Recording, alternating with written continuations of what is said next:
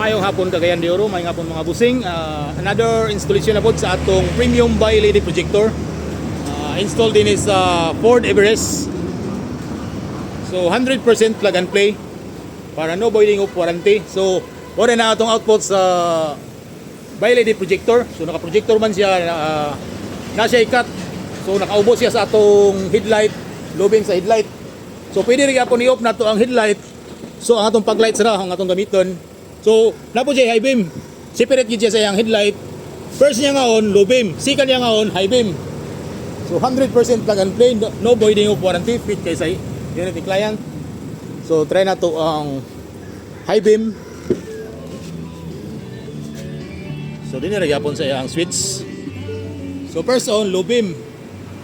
Second on, high beam. Low beam. So, i-off na to ang headlight.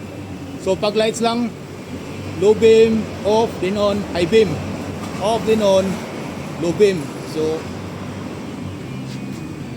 mas effective ang golden yellow sa rainy season o sa mga foggy nga lugar, labi na sa Davao, Zamboanga, or Bukidnon.